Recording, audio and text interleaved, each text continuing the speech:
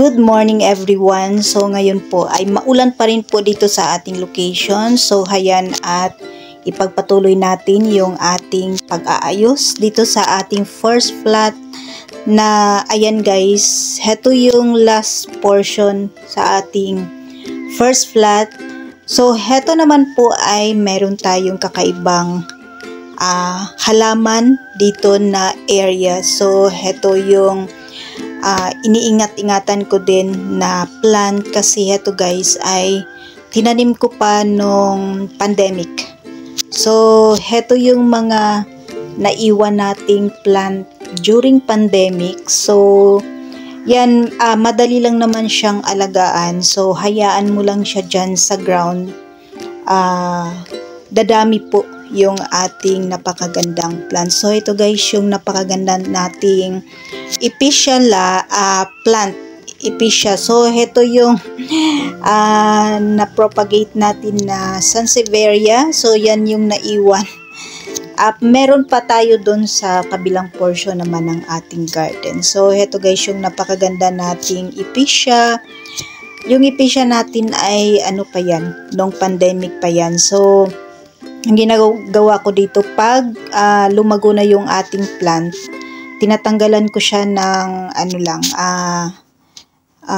babies, and then kung ano naman guys ay binibigay natin siya sa mga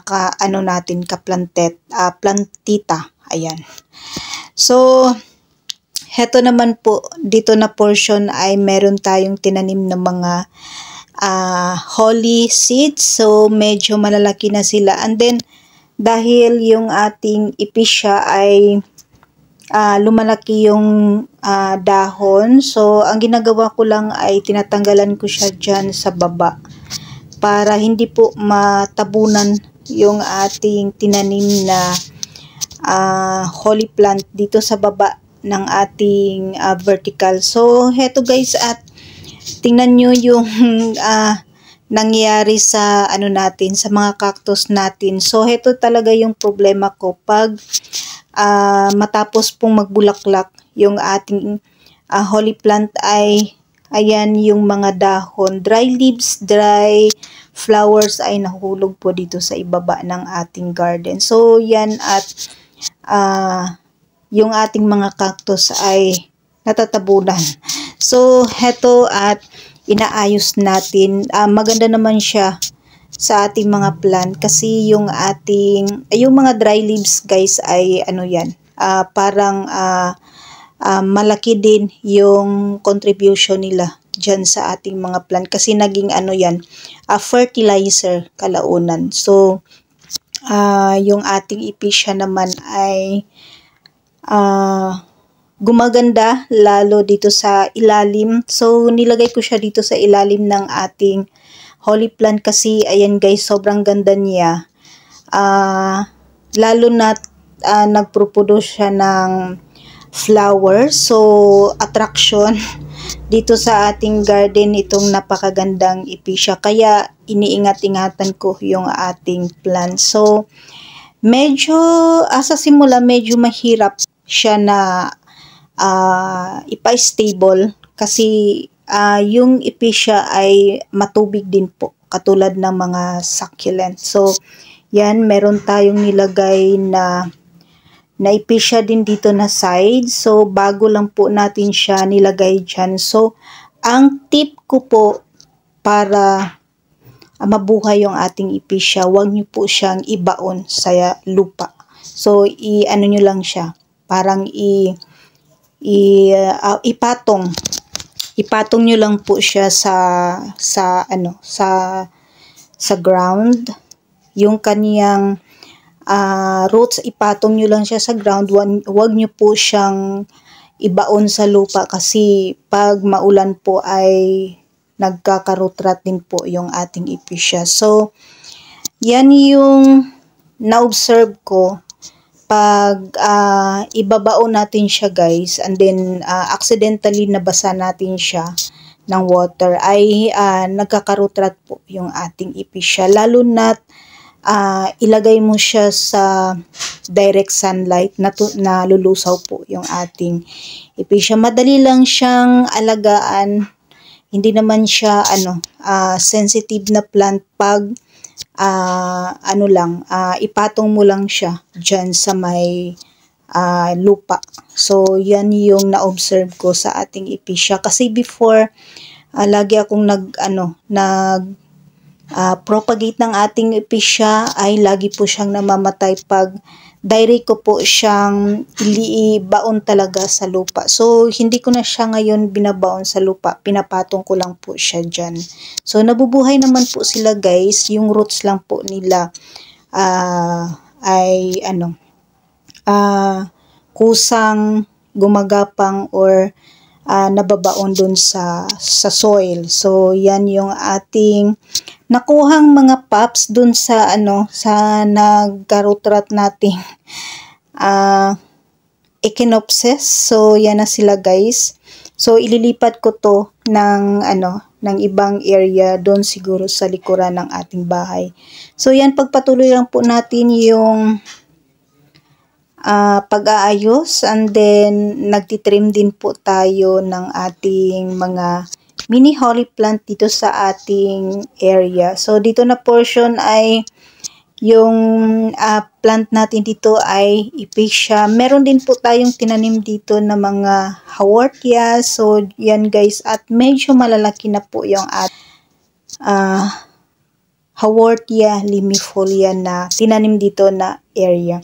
So, gustong-gusto po nila sa shaded, and then gusto din po nila sa ROS. So, yan yung halaman natin dito na area. So, heto sila ay bago lang. Yung iba nating plant dito ay bago lang. Ang matagal na po dito guys ay yung ating ipicea. So, hindi siya makapal or dumami kasi tinatanggalan ko talaga yung ating ipicea. Kasi pag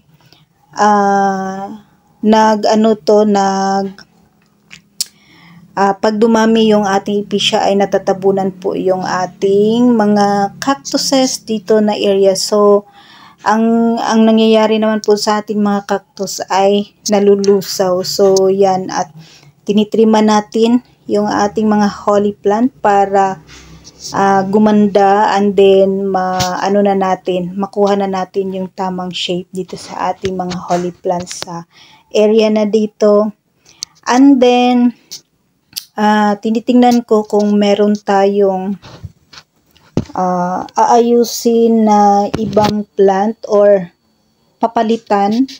Pero sa nakita ko guys, okay naman po yung ating mga plant dito. Siguro yung ating mga cactus dito sa gilid ng semento ay bala ko siyang alisin. So yan sila guys.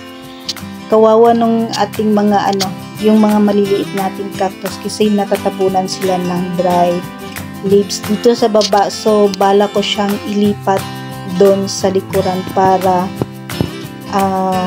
lumaki ng healthy yung ating mga nakuhang pups.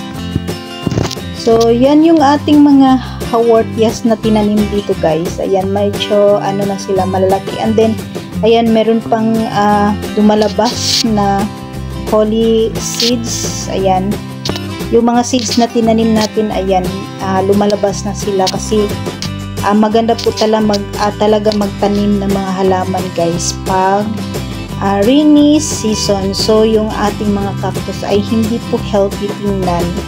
Yung tinanim natin, ayan sila guys, hindi sila healthy tingnan. Ang bala ko dito ay tatanggalin ko sila siguro sa mga susunod na araw. And then ilipat natin sila dun sa likuran kasi maganda dun. Morning sun.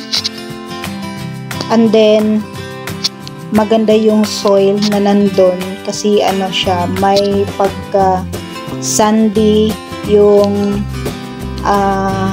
potting mix na ginamit natin dun sa ating mga tinanim na pops sa mga cactus natin. So, yan yung na observe ko dito. So, yung ating mga echinopsis dito sa ibaba ay okay naman po. And then, yung ating lemon cactus, maganda na. So, yung ating mga pups lang po yung hindi masyadong gumanda dito na area. So, ililipat natin sila soon doon sa likuran po ng ating bahay. So, yan, medyo meron pa ring lumalabas na mga alocasia. Tinatanggal ko siya guys kasi mabilis po yung dumami, and then natatabunan po yung ating mga cactus. So yan guys, yung update sa ating mga plant dito na portion, sa last portion po ng ating first plot, and that's for today guys. Maraming salamat po sa inyong panunood dito sa ating YouTube channel. Thanks for watching and God bless.